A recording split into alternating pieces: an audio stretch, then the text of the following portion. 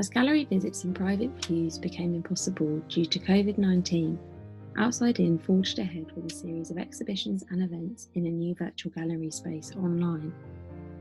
Not only did this keep Outside In engaged with their community, it also provided the advantage of more accessible exhibitions and events for those that cannot attend them physically. Virtual Gallery launched with an exhibition on the theme of friendship and community, and next up was art and activism.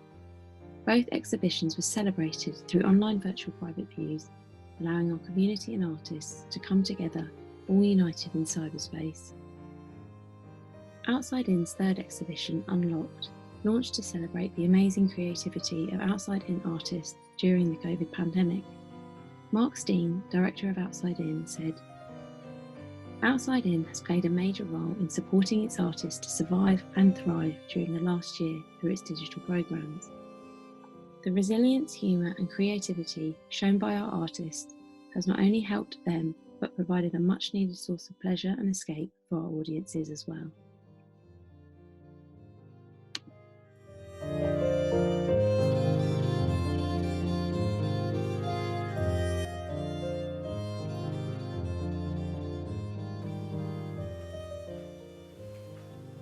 During the first weeks of the pandemic, every day brought something we had never seen before. A surrealistic air of stop and search. Suddenly, we were looking closely at our lives.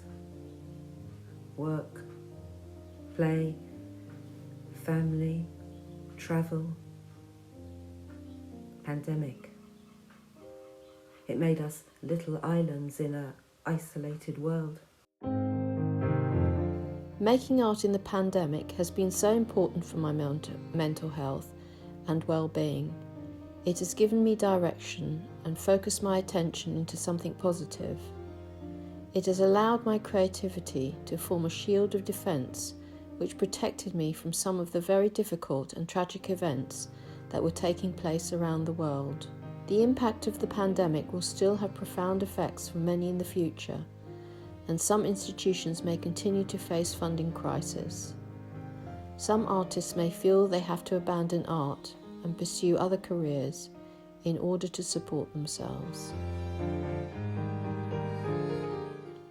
When a sinner is so hardened as to feel no remorse or misgiving of conscience, it is considered a sign of reprobation. Reprobation masks are a series of ceramic wearable masks created during the COVID-19 lockdown.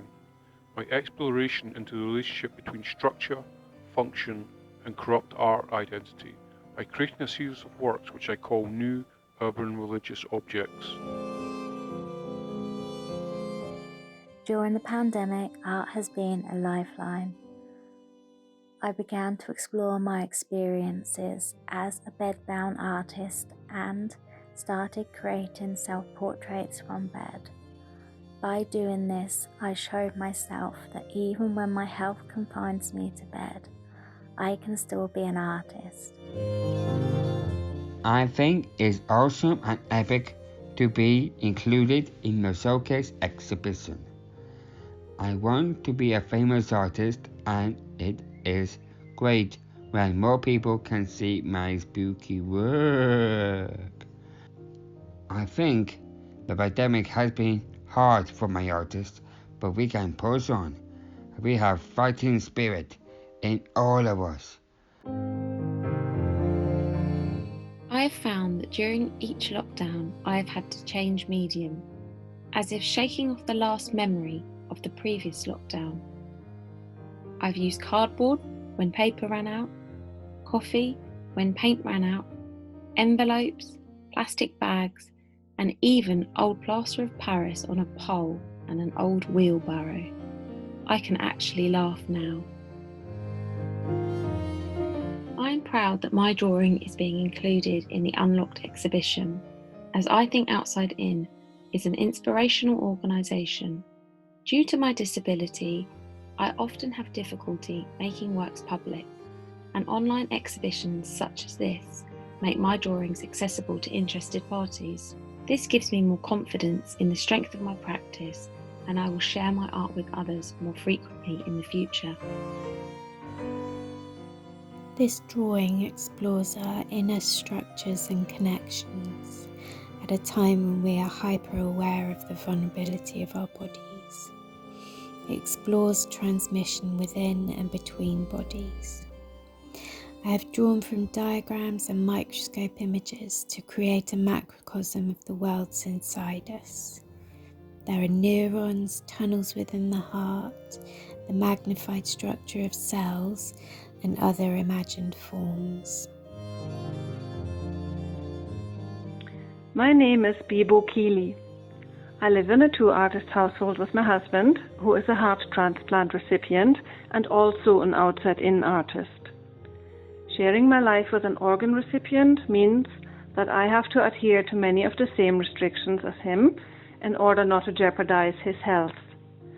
So when the COVID-19 pandemic arrived, we followed the government guidelines for people in the highest at-risk group and went into shielding together, and pretty much stayed there for over a year. We created a joint studio in our flat, and our small city garden turned out to be an inspiring space where we were able to reflect, rethink, create, and connect with nature.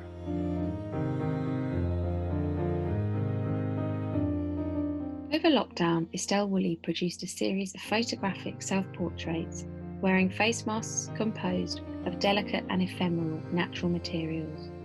These have been collected from her daily walks, where she has been homing in on her immediate surroundings, paying close attention to the plant life as it comes in and out of season. It's great to be included in the showcase exhibition, particularly at this time during the pandemic, because it means that my work's been recognised and shared, and that's really good when the opportunities have been really difficult. It's strange because I've become quite successful over COVID just because art has been on a digital platform, and with an artist that doesn't have much money, it's been accessible, and it's helped me build a portfolio, hence why I've been so successful this year, because I've had a digital portfolio from COVID. So, and obviously I use words, and obviously a pandemic leads to writing in words, be it poetry or music. So braille art was just a great way to express myself.